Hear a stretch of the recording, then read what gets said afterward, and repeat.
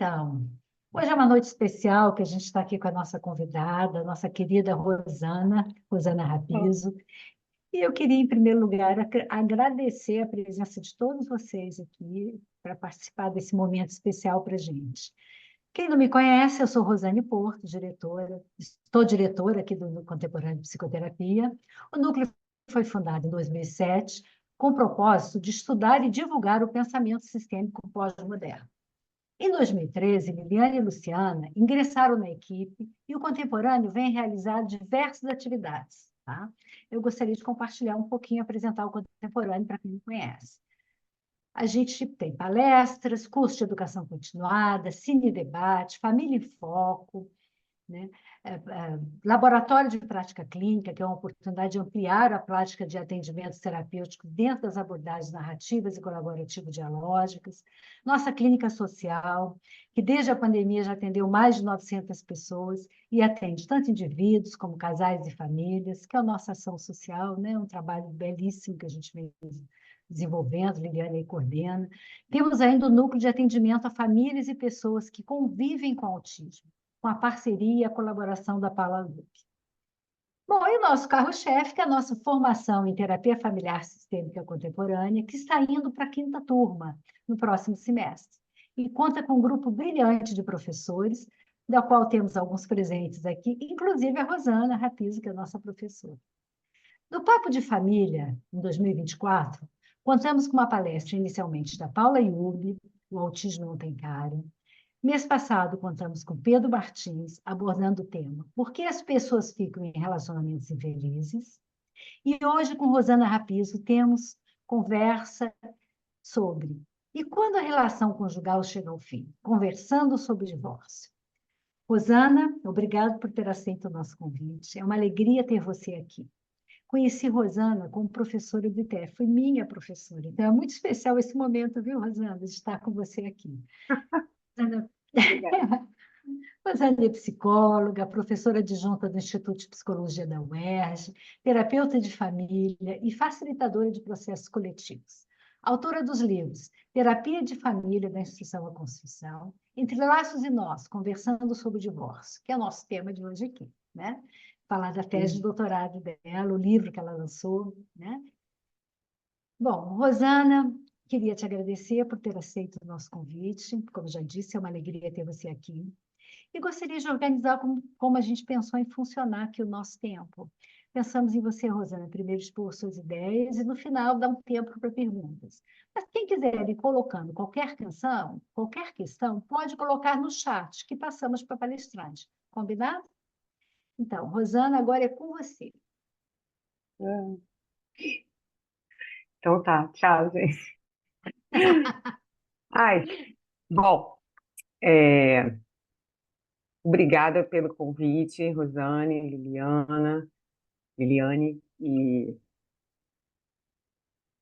ai, gente, esqueci o nome. Luciana. Luciana, super obrigada, né? A gente tem aí um tempinho já de parceria e foi muito bom eu poder estar aqui com vocês, né? Eu confesso que eu não faço assim palestras quase, né? Então faz muito tempo que eu não tenho uma palestra assim, com tanto tempo. Então eu trabalho sempre numa coisa, né, do diálogo, né? Mas realmente com 60 pessoas acaba ficando mais difícil. Oi, Mariana, estou te vendo. Mas assim, a parte mais legal de estar aqui é realmente ver as pessoas, né? As muitas que eu conheço e que eu quero muito bem, pessoas das antigas, como vocês falaram aí, né? Do século passado, pessoas novas, é, vários alunos meus da universidade também, né? Então, assim, é muito bacana poder ter essa iniciativa, né? Aberta e que as pessoas podem ter acesso e conversar. Então, assim, eu gosto muito de conversar. Então, peço que vocês, a partir da minha fala, possam, depois a gente poder realmente conversar um pouco, ter as dúvidas de vocês, os comentários, críticas, o que vocês quiserem, né?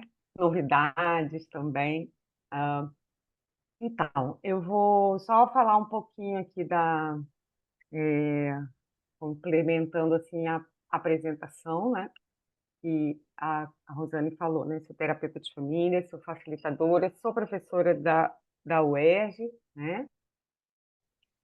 É, atualmente eu estou também chefe do Serviço de Psicologia da UERJ, o que é um grande trabalho e muito aprendizado, muito legal mesmo. Então, assim, eu estou aprendendo um monte de coisas.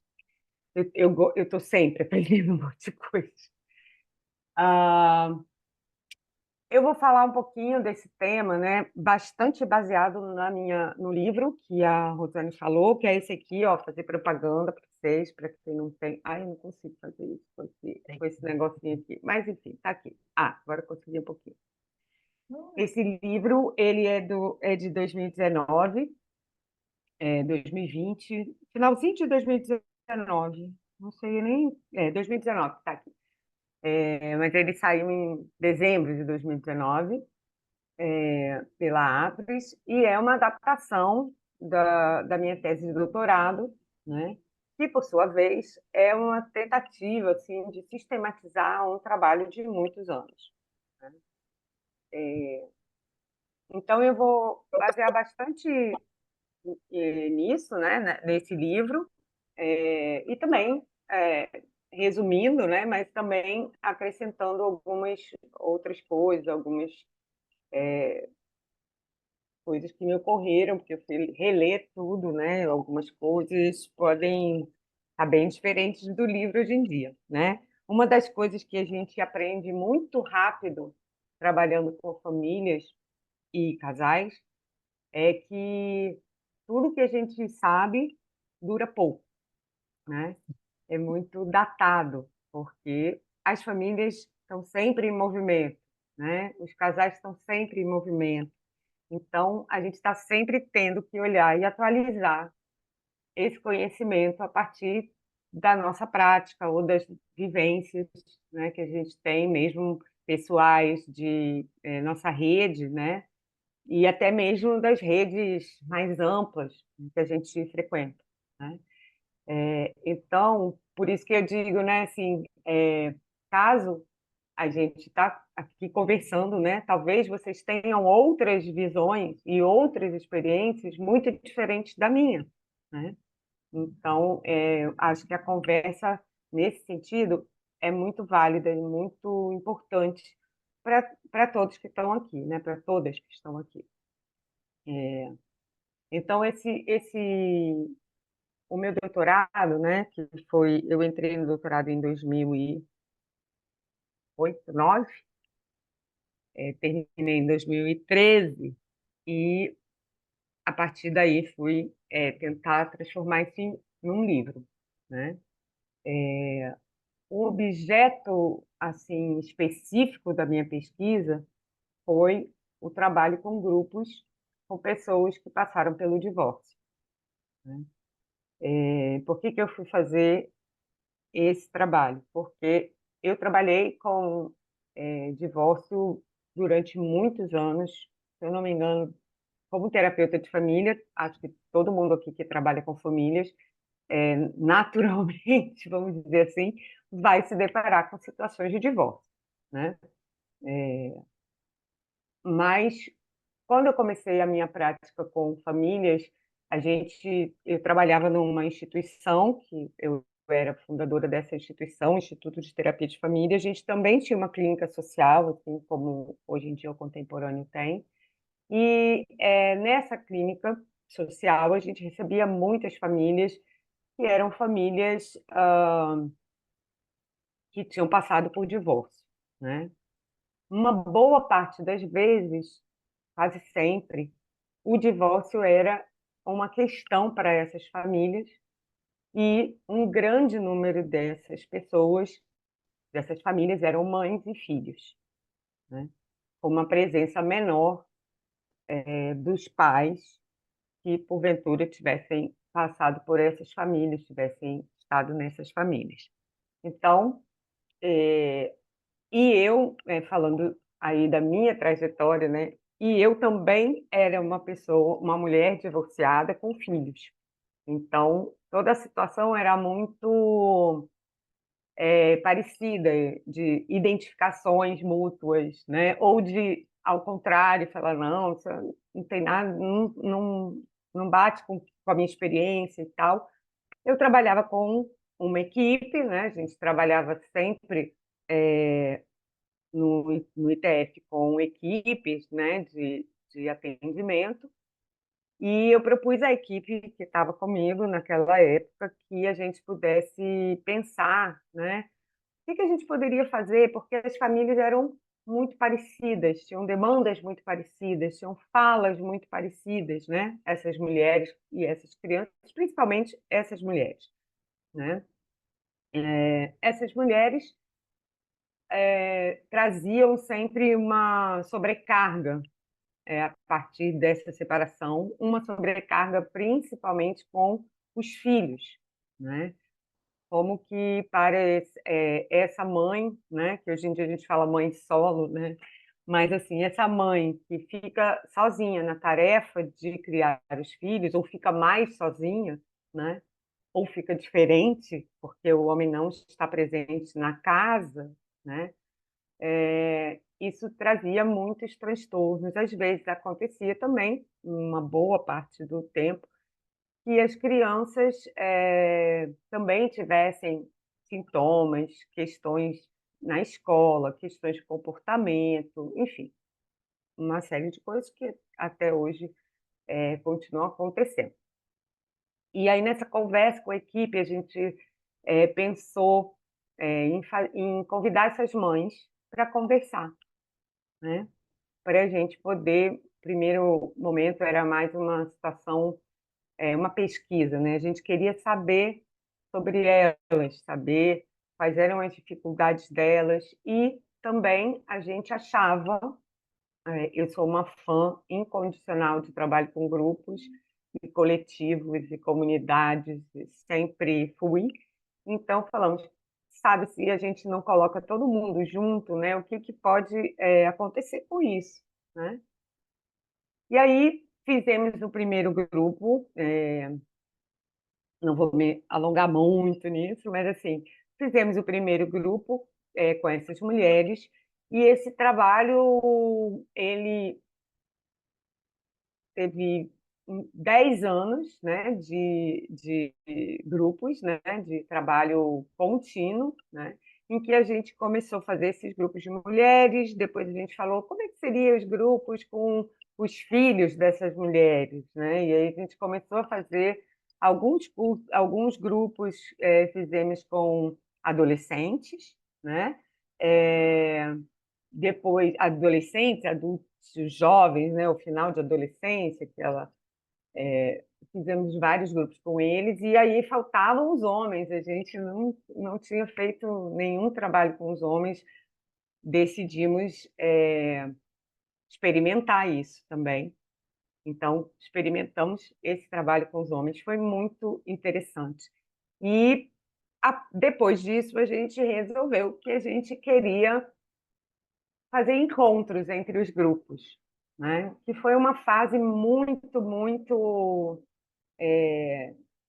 legal, muito estimulante nesse trabalho, né? Nós passamos alguns anos, né, fazendo esse trabalho e propondo aos participantes desses grupos encontros de grupo, né? É, e a partir desses encontros, a minha tese foi uma tentativa de sistematizar esses encontros dos grupos e os participantes tanto eram homens, mulheres e filhos, adolescentes ou adultos. No caso do doutorado, eram acima de 18 anos, por questões éticas, de não ter, né, não ser necessário a o consentimento dos pais, etc. Tal, tornava as coisas um pouco mais fáceis e para metodologia também, em termos das conversas e tal. Então, tivemos assim momentos muito legais nesses encontros com os grupos, né? Mais tarde, se a gente tiver tempo e houver também curiosidade, a gente fala um pouquinho mais, né? Mas o que eu acho muito importante, assim, né, para falar hoje com vocês, é que quase tudo que eu sei sobre o divórcio vem dessas experiências, né? As experiências com os grupos, durante mais de 10 anos, quase que semanalmente, né? As famílias e casais na clínica, ou na clínica social, ou na minha clínica privada, né? E, atualmente, eu continuo trabalhando com as famílias no, na UERJ mesmo, né? Tem um estágio sobre atendimento de famílias no SPA, no Serviço de Psicologia Aplicada, né? Então, a gente lá também atende, já aconteceu de atender famílias que também passaram pelo divórcio, né? Então, eu, às vezes, vou abrir aqui algumas coisas que eu escrevi para não me perder, e eu ia imprimir, mas a minha impressora não concordou comigo, então eu vou abrir de vez em quando aqui e vou para eu conseguir ler e não me perder, me orientar um pouquinho, tá? Ah, eu vou começar pelo título, né, que a gente é, colocou, que era "E quando a relação conjugal chega ao fim?" Algumas nunca chegam ao fim, né? E não só por causa do que o Pedro falou na semana passada, que eu fui assistir a palestra e ficou muito boa, né? Foi muito boa. Não sei quem estava aqui, que estava também no Pedro.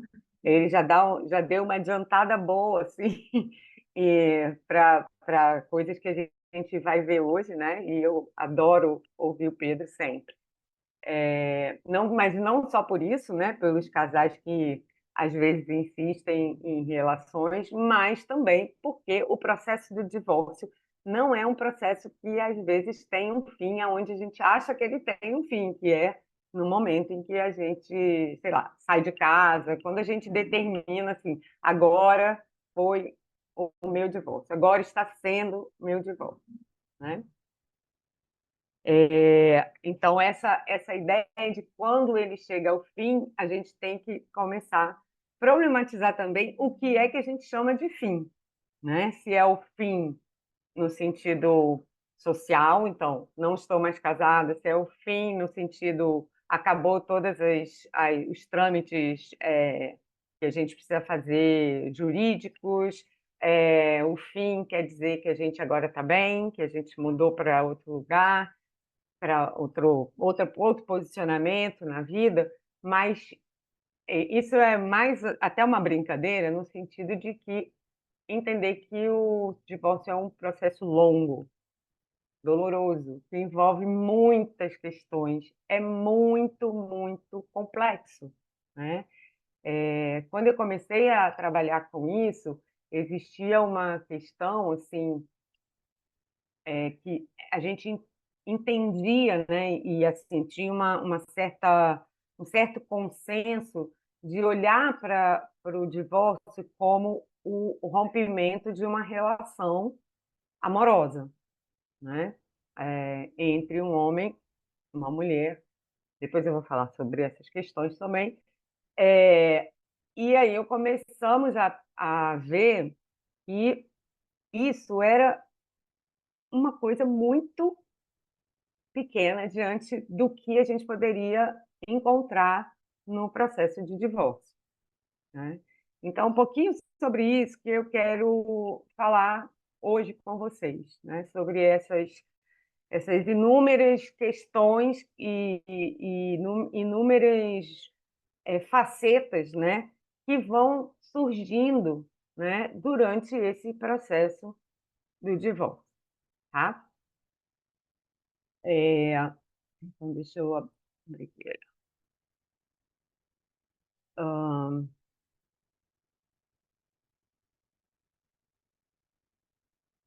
Bom, outra coisa que eu quero colocar, que é bem importante também, eu vou colocar vários pontos assim, e talvez não aprofunde algumas coisas, mas na medida que vocês solicitarem depois através de perguntas e tal, a gente volta, tá, para essas questões. Uma das coisas importantes que eu acho para qualquer coisa que eu falo, seja divórcio, o que for, é que tudo que eu falar vem de um lugar muito específico de quem eu sou, de onde estou e em que momento também eu estou. Não só na minha vida pessoal, mas também no momento macro que a gente vive, né? E aonde eu estou nesse momento. Então, uma das coisas importantes é que quando a gente fala de divórcio, a gente está falando. A palavra divórcio ela tem um, um peso que nos remete a uma coisa do jurídico, né? Então, o divórcio é um processo, um ritual jurídico por onde passam casais que também foram casados dentro de um rito jurídico, né? A gente chama quase tudo de divórcio, qualquer separação, e eu vou chamar também, só para ser mais fácil, tá? Mas é importante entender que a palavra divórcio está sempre ligada, né, a esse rito. As outras coisas que estão juntos e que eu vou falar junto, muitas coisas, e claro que tem diferenças, mas a gente pode ir explicando algumas diferenças, é que a gente chama de separações, as separações, os rompimentos relacionais, a gente pode chamar de montes de nomes, né? Mas, em geral, quando a gente está falando de divórcio, eu estou falando de divórcio tanto para as relações que legalmente foram constituídas e depois desconstituídas, né? Como para algumas outras relações, muitas, que não foram constituídas legalmente, né? Ou hoje em dia temos o contrato, né, de união consensual, como é que chama mesmo? Esqueci. A união estável, União estável. obrigada. A união estável, temos contratos diversos e diferentes, temos o casamento habitual, o casamento civil, né? O casamento religioso e outras formas, né? Que não passam por ritos, passam apenas por mudar junto, ou nem mudar junto, mas enfim, se denominar um casamento, né? É claro que cada uma dessas formas que a gente casa, ou se junta, ou se conecta com o outro de alguma forma, e depois, em algum momento, a gente se separa, rompe essa relação, essa parceria, tem formas mais específicas, né? Né, que você tem. Se você está casada legalmente, você tem que fazer um divórcio dentro da justiça. Se você não está separado, se você tem filhos, você tem algumas questões para lidar, tá? Mas eu vou falando de algumas coisas que são mais gerais e a gente vai pontuando, né? Depois também nas respostas, a gente vai pontuando, nas perguntas, a gente vai pontuando essas possíveis diferenças, né? Voltando à questão de situar a fala, né, de me situar nesta fala também, a grande maioria dos trabalhos acadêmicos e não acadêmicos que tratam sobre separações conjugais e divórcio, eles são ah, referidos a uma população urbana, né, com algum tipo de escolaridade, né? Eles são, em uma boa maioria, né, desses trabalhos, são referidos a populações brancas e a populações que têm determinados tipos de expectativas em relação ao casamento, à família e às relações amorosas, né? Por que que é importante dizer isso? Porque quanto mais eu vou adiante, né, na trajetória do trabalho com famílias, do estudo das famílias, do divórcio, eu entendo que, é, além de ser datado, ele é reunido a um recorte. A gente não pode generalizar, né, isso para as populações, né? Por isso a gente não fala hoje em dia a família, eu falo as famílias, porque sei lá quantos tipos de família existem que eu nem conheço, né? Como as pessoas se arranjam, se arrumam, se relacionam de formas diferentes. Da mesma forma é o casamento e da mesma forma é o divórcio. Então, quando a gente fala por exemplo, no livro tem um pouco da história do divórcio, a história da família. Isso são passagens generalizadas, né, em determinados momentos que são super importantes, né, mas não vão traduzir, né, um todo assim né, por exemplo, se a gente fala de uma relação, se a gente fala de uma família, sempre falo isso nas minhas aulas lá com meus alunos, eles já devem ter ouvido 20 vezes.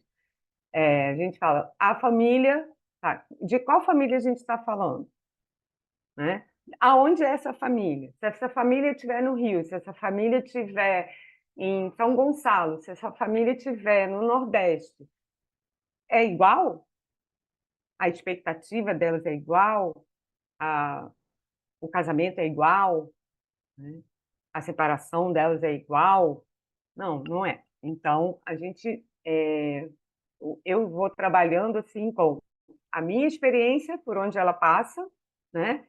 E quando eu estou com alguém, quando eu estou com essas pessoas, seja em um grupo, seja em família, seja em casal, eu vou estar sempre atualizando o que eu sei com o que eles me contam, né, sobre o que acontece com eles. Então, por isso eu acho importante localizar mesmo, né, o que eu tô, tudo que eu for falar aqui. Ah,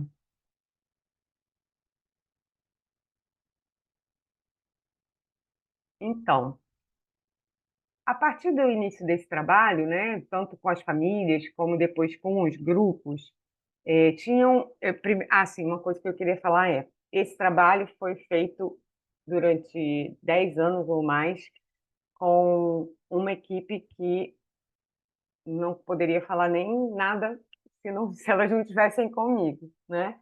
Que foram minhas alunas, que foram parceiras, que são queridas amigas até hoje, profissionais incríveis, que fizeram toda essa trajetória comigo. E eu vou dizer os nomes porque acho que são parte, né, de todo o meu trabalho. Que é a Bia Costa Milan, a Nádia Moritz, a Luciana Soto, a Selma, eu acho que foram as que ficaram, né, todo o tempo, e depois, inclusive, a Bia e a Nádia me ajudaram, inclusive, no grupo de doutorado, né? Elas também são autoras do meu doutorado. Embora na academia não exista essa coisa de colaboração, que a gente fica aprendendo aqui, mas lá não tem não. É só um autor, mas não é verdade. Elas foram autoras também do livro, de tudo. Enfim. Então a gente tinha muitos incômodos, né, dentro desse tema na clínica e também nos grupos, porque a gente percebia que, especialmente quando a gente começou a trabalhar com os grupos, a gente percebia que elas tinham questões, as pessoas tinham questões muito parecidas questões que tinham muito a ver com questões sociais, questões da vida relacional, e que elas não tinham muito aonde falar sobre isso, né? Então, por exemplo, muitas iam para uma terapia, né? Como eu atendia, vocês atendem famílias, ou individualmente, e mas elas, ao irem para uma terapia, e em muitos casos dentro do próprio contexto terapêutico, isso era significado como algo patológico, né? Como diagnósticos, né? Ansiedade, é, enfim, angústias, sei lá, uma série de depressão, né? Uma série de diagnósticos, né? Que acabavam sendo, de alguma forma, até medicados muitas vezes, porque necessitavam também, mas não conseguir trabalhar, a gente não conseguia entender junto o divórcio como algo que acontecia com as famílias, né? Que não era desejável, não era fácil, não era algo inócuo, né, na vida familiar, mas também não tinham espaços onde a gente poderia conversar sobre isso sem ser fora do âmbito, por exemplo, da terapia ou fora do âmbito do jurídico, né? Em que as pessoas recorriam. E, em geral, recorriam sozinhas, né? Então, o trabalho com os grupos foi importantíssimo para nós mesmos aprendermos, né, a ampliar esse lugar e a perceber que nossa sociedade, por mais que esteja cada vez mais acostumada com as separações, ela ainda coloca esse fato, esse processo, como um processo que é um desvio de algo que é desejado, que é ficar casado ou naquela relação até que a morte os separe, né? Então, nesse sentido, ainda que as pessoas hoje em dia se separem muito mais, elas ainda conservam a ideia de que isso é um fracasso, não é algo que deveria acontecer. E isso traz sempre um peso, né, de que se não deveria acontecer, está equivocado, está errado, fizemos alguma coisa errada, né? Não se colocam outras questões, né? Não se amplia esse foco, né? E essas pessoas muitas vezes, né, falam das suas famílias como desestruturadas, como, né, é, fragmentadas, né? E tendo que refazer a família a partir desse processo de separação.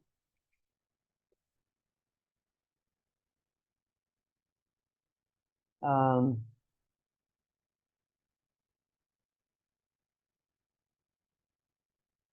vou falar um pouquinho aqui, então, de como a gente começou a entender o divórcio incluído num, num momento da sociedade, né? Para a gente, depois a gente vai tentar juntar essas coisas, né? Mas quando eu fui estudar a história do divórcio, que é uma coisa que eu encontrei muito poucas coisas, né? Mas eu encontrei um livro em inglês mesmo, da Inglaterra, de um pesquisador, que ele era um pesquisador cujo foco era o divórcio. E ele fez um livro que vai das histórias desde de 2000, do século XIII até o século XX. E ele vai mostrando, através da linha, né, do tempo, que o rompimento conjugal sempre existiu, Nem sempre isso foi uma grande questão, nem para todas as populações isso era uma grande questão, né? O peso que tinha socialmente, por exemplo, na Europa, ele fala muito, obviamente, do divórcio europeu, porque é onde ele está, né? Na Europa, e nos países mais católicos, como o nosso país, né? O divórcio era mais difícil e menos aceito socialmente, né? Então, essa é uma das coisas que é importante a gente notar, porque isso está muito conectado com uma visão de mundo, com uma visão da religião, né? Ainda que não sejamos, ou pessoas, né, desse espaço não sejam religiosas, a, no nosso país, a religião ainda tem um peso importante nas definições, né, de como a gente vê o mundo, como a gente vê as relações, né? Então, a gente, então ele fala, uma das coisas que me chamaram muita atenção é que ah, o próprio casamento, antes de ser considerado um casamento civil, né, ele era regulado por outras relações sociais, né? Então, assim que o casamento se separavam, as pessoas se separavam dessa relação, também tinha outros ritos, né? E ele conta algumas anedotas assim sobre esses ritos, como era, você tinha que falar com o vizinho, contar, falar para as pessoas da sua aldeia, né? Tinha que contar aquela história e as pessoas sabendo daquilo, ok, vamos, né? Aquilo era incluído na vida social, né? A partir do estabelecimento da ideia de um casamento religioso, né, que aparece na Europa no século, eu acho que é 15, 16, não lembro. Ah, aí começa a ter um outro peso, né? A religião regulando mais essas relações, né? Então aparece mais a ideia do o casamento para sempre, né? E até hoje sabemos que dentro da doutrina católica, né, continua sendo até que a morte nos separe. Eles conseguem, né, a gente consegue tolerar que isso não seja uma situação de conflito, né, entre a igreja e a sociedade maior, mas dentro desses cânones, né, é assim que ainda é visto, né? Então, todo esse imaginário, né, que vai sendo criado desde essa época do iluminismo, etc. e tal, vai tornar o casamento uma outra coisa, né? Que antes disso ele não tinha, não era, né? Um casamento que deve ser duradouro até a de um dos cônjuges, né? E que também ele começa a incluir, a partir mais do século mesmo 18 por aí, ele começa também a incluir o amor, né?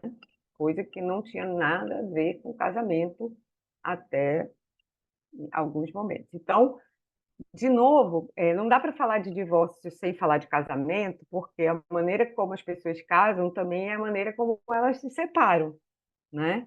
Hoje em dia a gente se separa com muita dor, porque tem uma expectativa, né, de amorosidade nessa relação, tem uma expectativa de um comportamento de apoio mútuo, né? Tem uma expectativa, se é um casamento, né, legal, ou mesmo que não seja, de compartilhar bens, né? De apoio mútuo também financeiro, de ainda hoje o casamento é bastante atravessado por questões de gênero, né? Com mulheres com determinadas tarefas, homens com outras tarefas, né?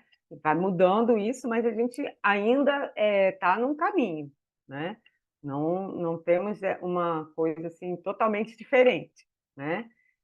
E com o passar a partir do momento, né, desse século 17, 18, quando foi se configurando, né, o tipo de sociedade que ainda hoje a gente tem muito presente, né, tem uma figurinha que apareceu e que aí já começou a mudar algumas coisas, que é a ideia, né, que também para a gente é tão banal e é tão naturalizado que a gente não pensa que já existiram sociedades em que o indivíduo não era importante. Não era importante não porque ninguém ligasse para ele, porque o que valia mesmo na vida era a comunidade. O que valia mesmo na vida era o pertencimento, né? Não era eu, era nós, que era mais importante para a vida social. E esse historiador, eu agora esqueci o nome dele, é Philip Roderick. Philip Roderick. Esse historiador, ele vai mostrando ao longo das mudanças sociais como você tem mais ou menos permanência nos casamentos, né? Por exemplo, quanto mais as nossas sociedades elas são individualizadas, mais a gente vai ter divórcio, né? Quanto mais a gente tem sociedades mais coletivizadas, a gente vai ter menos divórcio e também vai ter menos situações até de casamento, né? Porque o casamento não é aquele vínculo incrível, maravilhoso que todo mundo persegue e que todo mundo, para ser feliz na vida, tem que ter, né? É só mais um dos vínculos que existem socialmente que tem suas funções, né? Mas tem outras funções. Então, quanto mais a gente vai seguindo para uma sociedade que é mais individualizada, eu não digo alguns autores chamam de individualismo, o que é um nome até mais correto academicamente. Mas sempre que eu falo individualismo, me dá a sensação que eu estou falando de alguém que é egoísta. E não é isso, né? Então, assim, são sociedades que individualizam, né, cada vez mais os seus membros, né? Então, conforme isso vai acontecendo ao longo da sociedade ocidental como um todo, né? A gente está falando aí da sociedade ocidental, mais a gente tem a ruptura de casamentos, porque o casamento ele começa a acumular funções, né? Se no momento anterior o casamento ele era uma aliança política ou uma aliança de propriedades, né? Não tinha muito a ver com amor, sexo, um monte de coisas além da procriação, né? Que era importante para manter a herança, né? Esse casamento, o casamento surge, né? Como manutenção de propriedades, né? E aí, conforme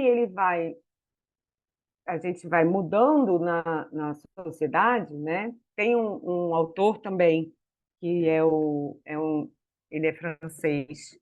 Eu nem sei se ele está vivo ainda, que é o Zwingli.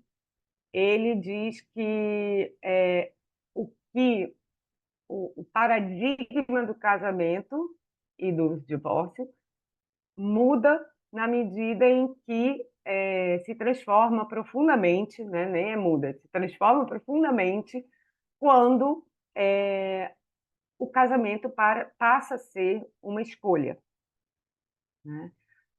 Até então, os casamentos não eram escolhidos. E por isso também o divórcio não era escolhido, porque ninguém imaginava que o casamento era para ser feliz, né? Que bom que era feliz, alguns eram felizes, mas as pessoas sabiam que tinham que se adaptar àquela nova situação, né? E assim iam. Tinha horrorosos, tinha violência, gente, tinha tudo. Não estou aqui sendo falando assim, antigamente era bom, hoje é ruim, nada disso. Mas assim, o vínculo ele passava por um lugar muito diferente do que agora, né? E aí, aos poucos, quando vai se tornando aquela pessoa, né? Ele vai se tornando mais individualizado, né? Então, isso significa mais desejos, ele significa mais diferença do outro, significa, né? Tudo isso que a gente vive hoje em dia. E aí, quando se torna possível escolher o seu amor, né? O seu noivo, o seu querido, a sua querida, né? Você vai ter, do mesmo jeito que eu escolho ficar, também posso escolher não ficar, né?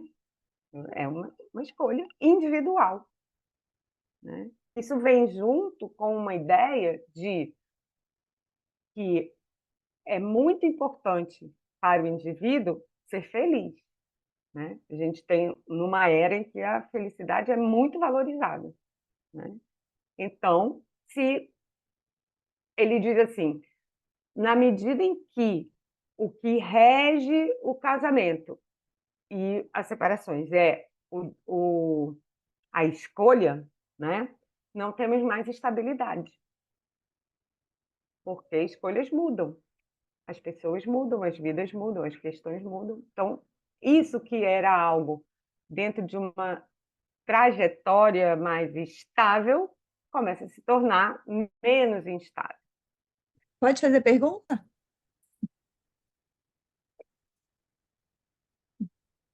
O que foi que você Você pediu? pode colocar. Eu perguntei Rosana, se você pergunta, desculpa. Bota no chat, Rosana. a gente tinha que pensar nisso. Assim, funcionamos assim agora. Mas Tá. depois a gente vai conversar. Viu, Gil?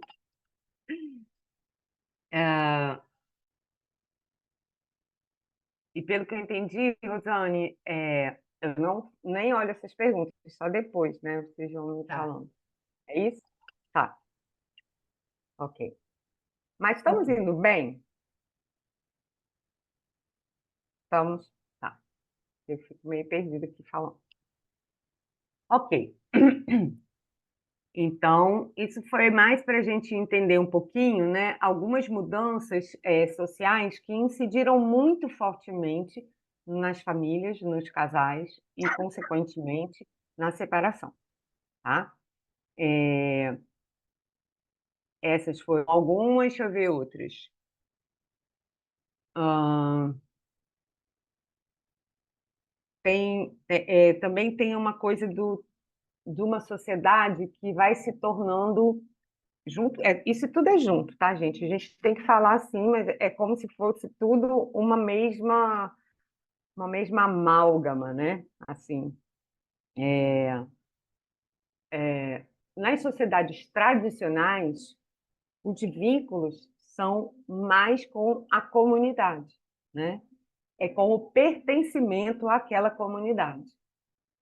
Com essa individualização, o pertencimento ele vai diminuindo, né? No sentido que o grande pertencimento da nossa sociedade muitas vezes é o parceiro, a parceira, né? É aonde eu tenho pertencimento, né?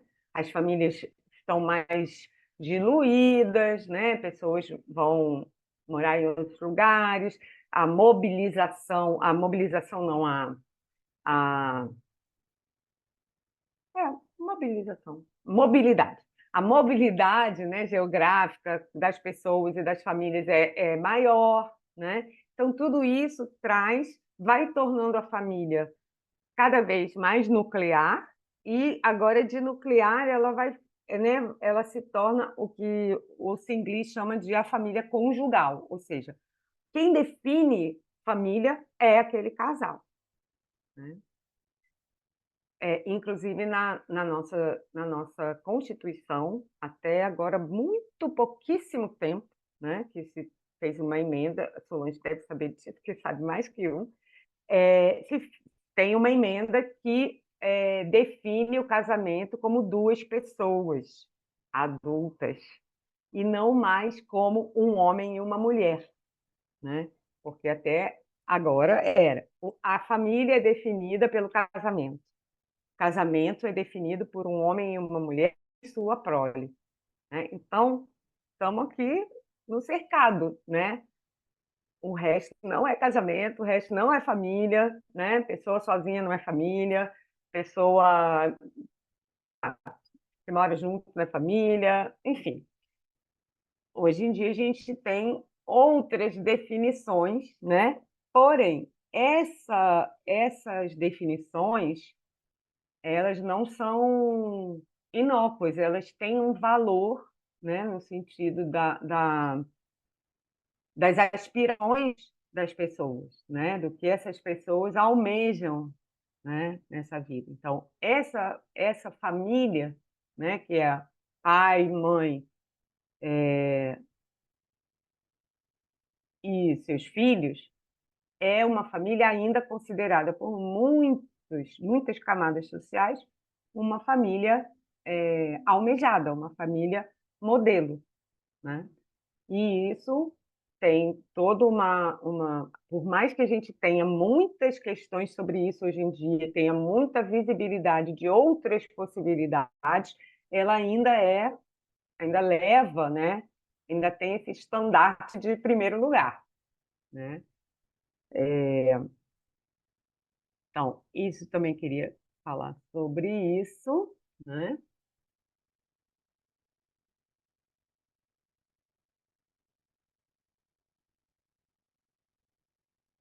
E uma outra questão que também vai junto com isso tudo, com a individualização, com a destradicionalização, é o lugar da família e do casamento, principalmente, entre o público e o privado, né? Cada vez os casais e as famílias vão tornando-se mais privadas, né? E os casamentos, principalmente, as relações amorosas. Então, tem essa coisa de que a gente, né, tenta problematizar, né, de briga de marido e mulher, ninguém mete a colher, né, tem a ver com isso, né?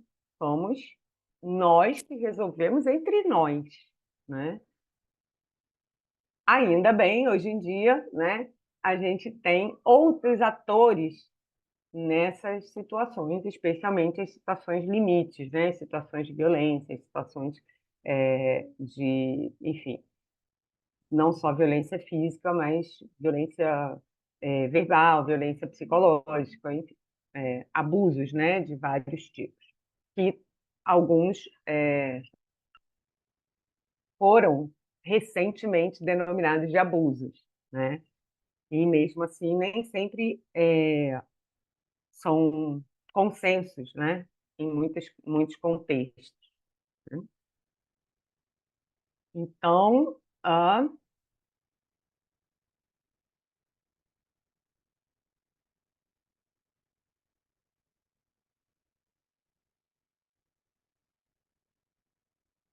uma outra coisa é falar sobre tudo isso tem repercussões também em outros aspectos das famílias, né? Por exemplo, antigamente, quando eu estava na escola, faz muito tempo, estava na escola primária, assim, né? Eu me lembro como se fosse hoje que uma menina, os pais se separaram, ele estava na escola. Sei lá, escola que hoje seria fundamental, né? Assim, primário que chamava, né? Naquela época, tipo primário. Então, e aí, quando as pessoas souberam que os pais dela tinham se separado, a gente não podia mais ir na casa dela, né? Assim como colégios católicos também não aceitavam alunos que tinham seus pais separados. Assim como era super difícil para uma mulher separada ter uma nova vida social, porque ela era considerada uma ameaça, né? Isso a gente já consegue ver em vários filmes e tal. Isso mudou, realmente mudou bastante, né? Não tem mais isso, até por circunstâncias de que tem tanto divórcio que as crianças não iam poder ir mais na casa de ninguém, quase, né? Mas, fora a brincadeira, né? Assim, se mudou bastante, né? O divórcio trouxe, por exemplo, um questionamento em relação a determinadas questões de gênero, né? Que foi, do meu ponto de vista, né? Pode ser entendido como bem-vindo, né? Se nós temos assim um número muito grande, e é muito grande mesmo, de homens que se afastam dos filhos porque se afastam da família, e isso tá, para muitos homens está conectado, né? A família, filho, a mulher, filho, é muito parecido, né? Eu me lembro um caso que eu atendi há muito tempo atrás, que era um caso de violência intrafamiliar, em que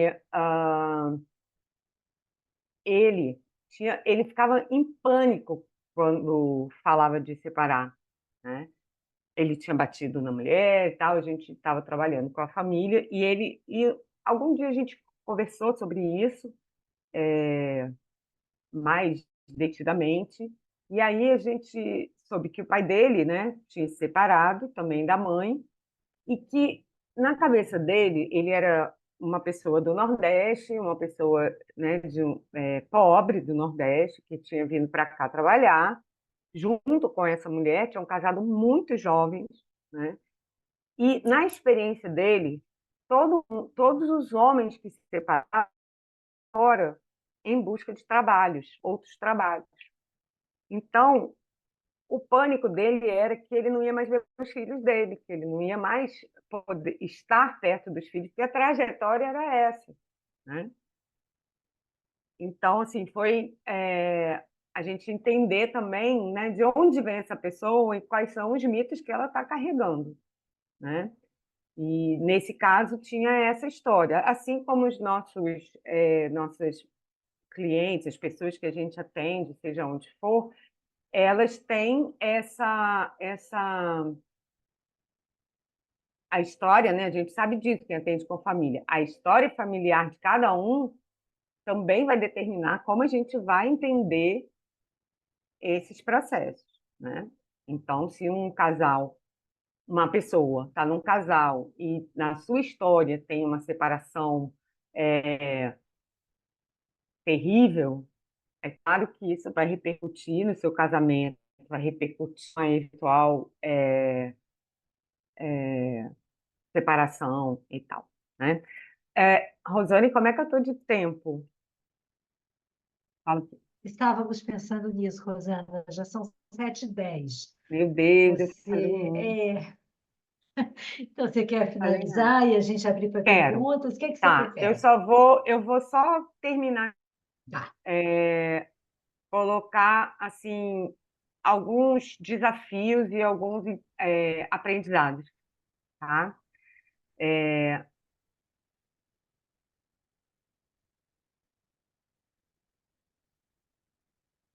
Algumas coisas eu já falei, então não vou repetir.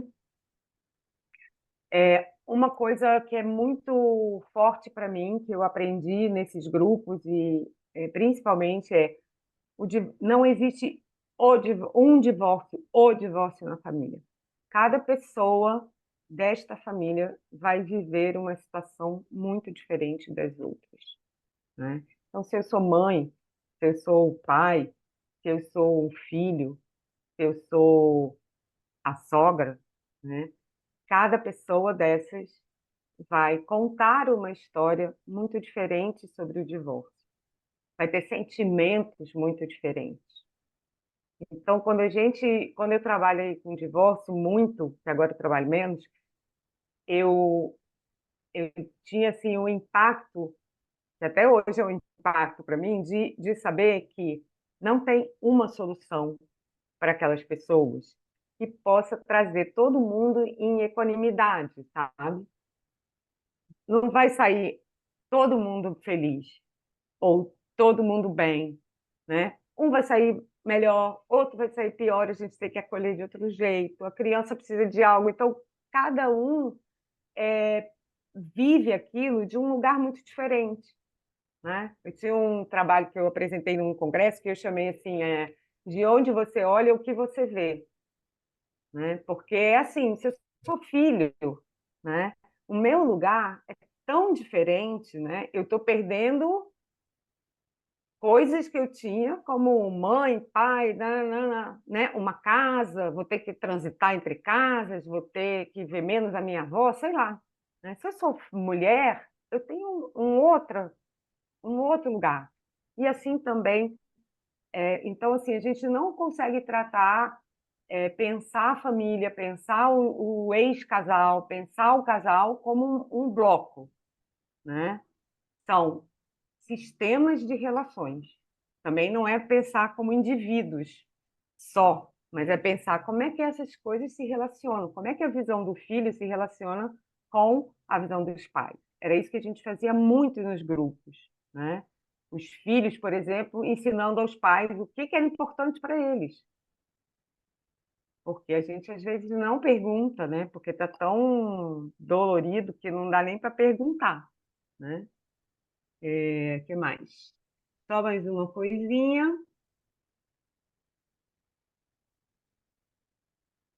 O desafio, nesse desafio tem um desafio dentro que é também muito, muito difícil, que é o desafio dos tempos, né? Como a gente vive em lugares diferentes, a gente tem tempos muito diferentes, né? Então, quem quer se separar, cria um monte de separar, não sei o quê, vai sofrer pra caramba também, sempre acha que não vai sofrer. Já atendi um monte de gente assim, mas eu achei que eu não ia sentir nada, porque eu estava tão feliz de me separar. Não é verdade, vai sentir, né?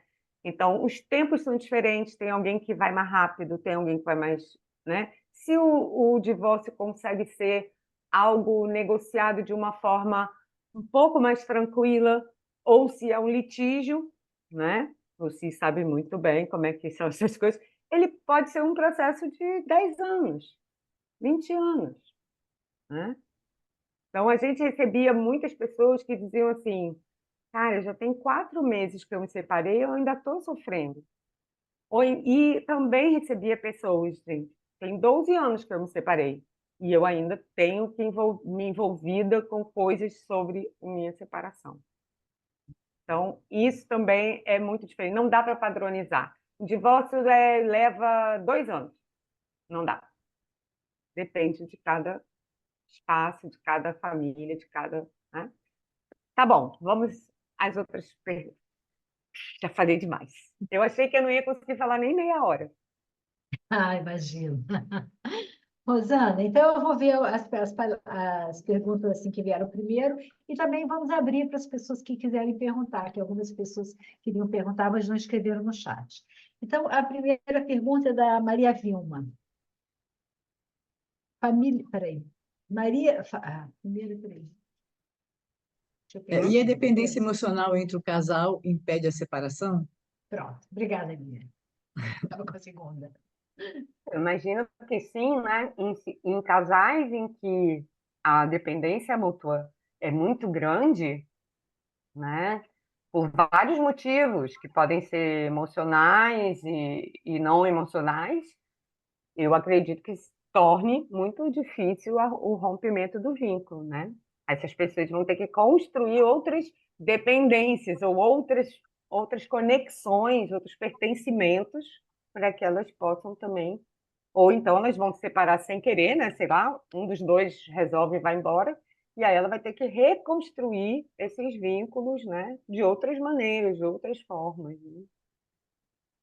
Mas é mais difícil, né? Ana Clara colocou uma pergunta. A liberdade como valor? Eu acho que na hora que você estava Verdade, falando. desculpa, Sim, Rosana. pode falar, pode Não, falar. rapidinho, só para contextualizar, era quando você estava falando Fala, amor. dessa transformação das expectativas do casamento, né? O que também aumenta a taxa de divórcios, e eu fiquei pensando um pouco sobre esse valor da liberdade, né? como isso passa a ser um grande valor da modernidade, como a gente... Isso. Então, e esse valor da liberdade, ele está ligado diretamente à valorização do indivíduo como centro social, né? Então, a liberdade, a autonomia, todas essas questões, né, que a dependência é vista como algo ruim hoje em dia, né? A gente fala assim, a pessoa é muito dependente, né? As famílias ensinam os filhos a serem autônomos, né? A terem livre. A liberdade é um valor na nossa sociedade. Então, isso está ali junto com a dificuldade de manutenção, né, das relações em geral, né? Não só do casamento, mas também. Isso você nota que vem mudando um pouco, Rosana? Em que Esse sentido? valor individualista? Porque você colocou isso muito bem. Agora, uma pergunta minha, Uhum, curiosidade, né? Como você colocou isso como um grande motor dos casamentos, né, da sociedade como um todo, o individualismo, eu percebo assim, uma visão no futuro de estar voltando. Eu vejo as famílias morando mais juntas por uhum, conta de uma dependência econômica, né? E eu acho que tá começando talvez a voltar um pouco, ou construir uma nova forma, um pouco menos individualista. Eu acho que tem. Sei, me parece isso. Eu sinto um cheiro de começando a mudar um pouco esse vento. Não sei se você uhum. percebe isso, né? Olha, Mas aí também. Tá. não, fala. Não, era Fala. isso. Era isso, Não, eu tá, tenho outras perguntas. tá. Eu acho que as coisas, a gente nunca consegue, é difícil falar dessas coisas, porque nunca você tem um cenário homogêneo, né? Então, eu acho que, sim, em alguns nichos da sociedade, isso vem sendo mais problematizado, né? Essa coisa da comunidade vem sendo mais é, questionada, né? Mas eu diria que aquele médio, né, ainda vai um pouco por aí. Mas eu acho que sim, tem movimentos contrários, ou movimentos de abertura para outras questões, né? Que tem a ver mais com a possibilidade de pertencimentos diversos, né? De você poder valorizar o coletivo, né? Que é uma coisa que é o que eu falei, a gente está falando de uma sociedade classe média, né? Se a gente for para outros lugares, a gente vai ver que a comunidade tem um valor diferente do que tem para a gente, do que tem no nosso contexto, né?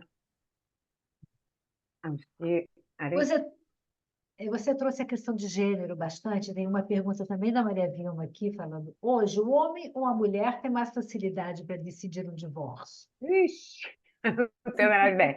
Eu não sei responder isso. As estatísticas antigamente diziam que era a mulher a que tomava a iniciativa legal do divórcio, tá? Mas depois isso foi contradito pelo seguinte: não é que elas tomavam a iniciativa do divórcio, mas em geral acontecia, muitas vezes, né? Em geral também não gosto de falar, mas assim, muitas vezes acontecia que o homem saía, abandonava ou arrumava outro, enfim, aquelas coisas, e aí a mulher, para se resguardar, ela pedia o divórcio, porque senão ela ficava completamente desamparada, né?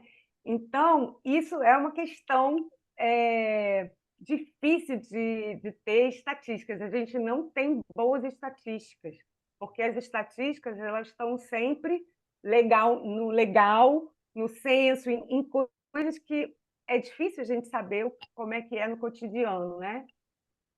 É o que Diga, quando eu Maria. Maria Vilma. perguntei do hoje, né? Com toda essa mudança de postura da mulher, né? Se Uhum. hoje a mulher está decidindo mais isso.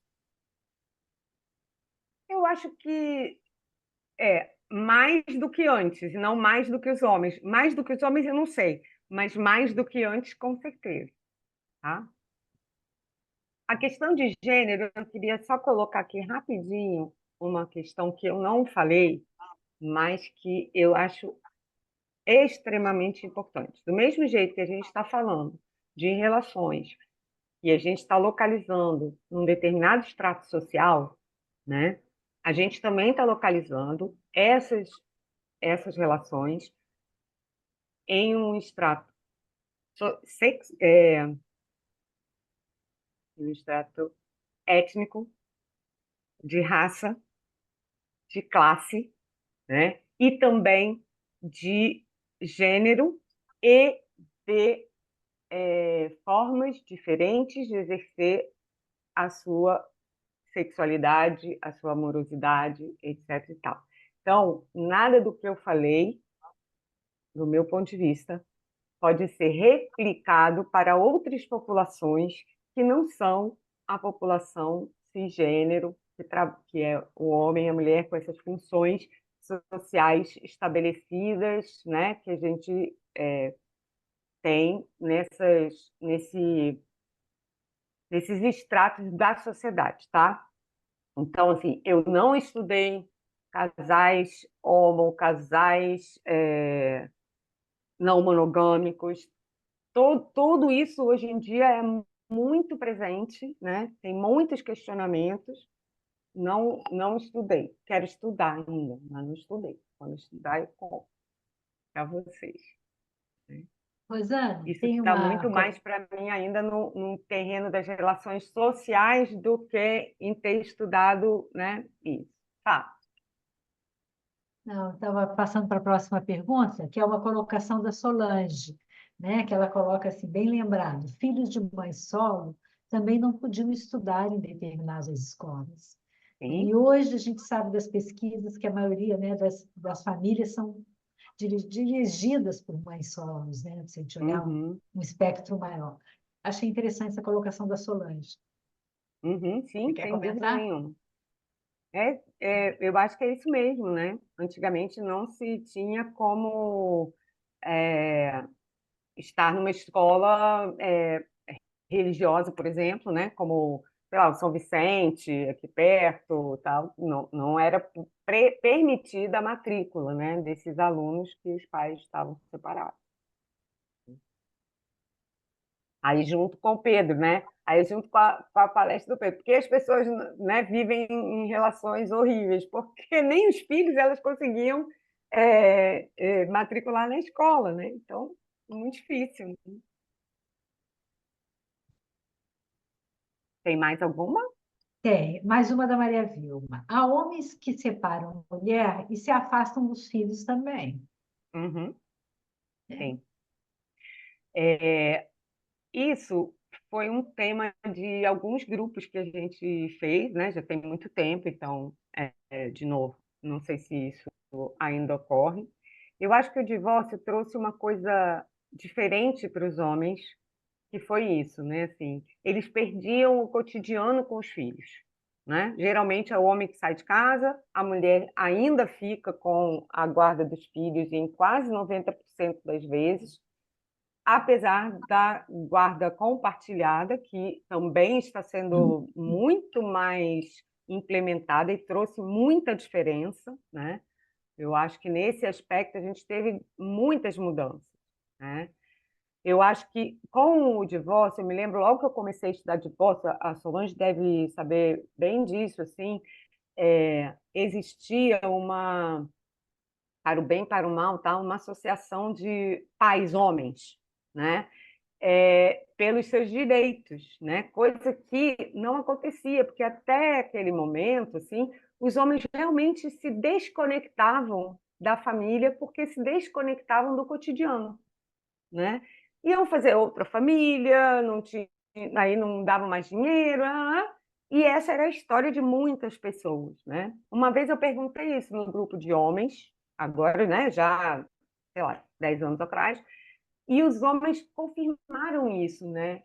Que o fato deles não estarem no cotidiano era muito difícil eles terem essas iniciativas, porque ainda nas nossas famílias, muito do trabalho relacional fica para a mulher.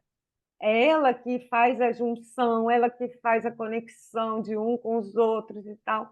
E aí, quando a separação se dá, o cara não tem recursos para fazer isso. Não sabe, nunca fez, né? Mas antes, né, Rosane, desse novo Código Civil e da lei do Sim, divórcio, estava na lei que cabe ao marido ser o provedor e a mulher a cuidadora, né? E a mulher exatamente. devia obediência ao marido e não podia exercer atos da vida pública, né, sem o consentimento do marido. Existia, inclusive, o Estatuto da Mulher Casada, com Casada. regras. Lembra disso? Né? Lembro de Então, 62, não é tão longe assim, não. Eu essa lembro. associação de pais foi criada justamente por pais que se viam injustiçados porque eles não viam os filhos, muitas vezes não é porque eles se afastavam voluntariamente, mas Uhum, porque as, né, provocações e confusões que suas ex-mulheres faziam, inclusive com uhum, falsas acusações de abusos uhum. Até sexuais hoje, né? Isso que não acontece eram bastante. poucas, e os Não. juízes se assustavam e acolhiam como se fosse uma verdade absoluta. Uhum, Então, muito se caminhou, né, se progrediu nessa sim. área, e os pais estão muito mais presentes e são ótimos Muito pais, mais presente. né? Então, a Uhum, gente vê também essa mudança nessa é. paternidade mais afetiva, é, após a separação conjugal, às vezes até um pai melhor após a separação conjugal do que na Sim, vigência da muito relação, né? mais hoje eu estava relendo aqui, né, algumas coisas do livro e eu passei por uma fala de um homem do grupo que falou isso. Eu aprendi a ser pai depois do divórcio, porque antes eu não conseguia, né? E a gente sabe que as mães Então, se acham donas dos filhos, né? às vezes Elas sabem também. tudo. É. E Então uma outra acontece coisa, isso. Eu acho que isso é um dos bônus dessas mudanças todas, né? É trazer o pai para mais para dentro, para perto dos filhos, né? e Eu uma tenho outra vários coisa, clientes. Ô, Solange, é isso aí. Eu tenho vários clientes que os pais têm uma participação maior do que a mãe aham. Mas eu queria nessa lembrar, guarda Rosana, compartilhada. Rosana, eu Uhum. queria lembrar de um grupo lindo que você fez uma vez dos filhos com Ah, os pais sim. na sala de espelho. Eu sempre Aham. que lembro desse grupo, eu me emociono, porque foi um momento. Conta, por favor, por favor. Caramba, eu não lembro direito. Conta você, porque depois eu vejo o que que foi, porque eu não lembro direito. Eu me lembro que você botou os filhos numa sala de Ah, espelho e os uhum. pais estavam ouvindo o que, que os filhos estavam trazendo dos Ah, seus sim. sofrimentos após, Uhum. após o divórcio, porque os pais pensam muito no meu sofrimento como mãe, meu sofrimento como pai, mas os filhos ficavam um pouco sem voz e como objetos, né? Vai Aham. terça e quinta para cá, vai quarta para lá, vem 15 em 15 para cá. Então, eles ficavam quase que como um apêndice, né, do desejo ou não desses Uhum. pais. Uhum. E aí você Uhum. mostrou a fala desses filhos para esses pais, Uhum. e foi um momento assim muito emocionante, muito rico, Sim. né? É. E depois, Solange, em outro grupo com os filhos, eles fizeram um manual para os pais.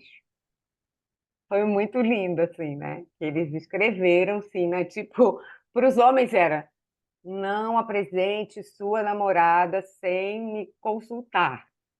Tinha várias coisas assim, tipo, bem objetivas, assim, sabe? Não me meto, não fale mal da minha mãe, não fale mal do meu pai, não sei o que, não sei o que lá. Então, assim, era bem poder dar voz a eles, né? Porque Emocionante isso, é muito bonito. bacana. Lindo esse trabalho, dar voz aos filhos, dar voz a todos os envolvidos, né? Tem uma É, última pergunta, Rosane, que é o tá. casamento ou estar casado pode ser considerado um status, um valor ainda hoje em Sim, dia? sim, claro. Claro que sim.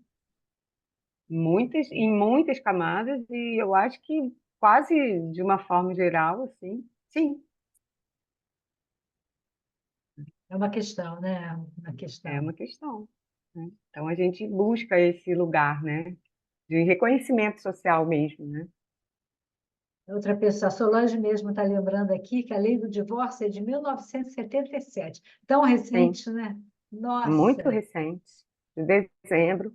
E ontem eu li a notícia de que realmente foi homologada a ideia de que eu não sei se é portaria, não sei o nome, é muito nome, de que não se precisa mais da separação, né, da separação judicial antes do divórcio, porque tinha isso, né? Você fazia uma separação, aí passava. Eu, quando me divorciei, foi assim: passava 2 anos, aí que você podia ter. Você tem certeza mesmo que você quer o divórcio? Depois dos 2 anos, você tinha que né, reforçar essa ideia. Não, é isso mesmo que eu quero. Não, não conciliou nada, né? Então, Transformava a separação em divórcio, não podia ir direto é, para o divórcio, era não uma podia ir separação direto. conjugal para depois chegar ao divórcio. É. É. Tinha o Então, são disquite, né? coisas. Tinha a figura Tinha do O o disquite foi desquite, anterior, é? nem existe, ainda bem, né? Então, eu acho que são coisas, são muito recentes as coisas, muito recentes. E muito rápidas, né? Estão mudando muito Isso. rapidamente. E a Teve gente ainda está. Tá, vai lá. uma última questão, que foi um comentário só, sobre essa questão de falsas acusações, né? Algumas Uhum. mulheres utilizam a Lei Maria da Penha também para manter chantagem no casamento. Vocês já atendem algum caso assim? Sei que é raro, mas essa pergunta é da Fabiana.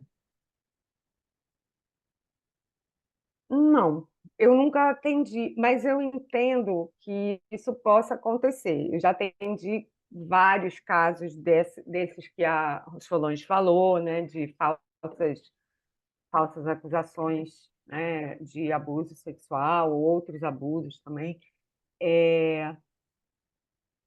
Eu acho que qualquer uma dessas coisas pode ser revertida num embate, né, para outros propósitos, né? Assim, não tenho dúvida disso, né? Uma vez eu estava numa coisa de amigos, assim, num bar, e uma pessoa contou que ela estava se separando, uma moça, e disse que o advogado dela disse para ela provocar uma coisa de apanhar do marido, levar uma coisa assim, né, uma violência, para que ela pudesse ganhar coisas no divórcio né, baseado na coisa da Maria da Penha. Então, assim, essas coisas são feitas para o bem, mas tem formas e formas da gente, né, burlar isso, né? Rosana, sempre que vão colocando mais uma pergunta, eu vou fazer a última agora, eu prometo, que Tá a gente bom, já está no horário.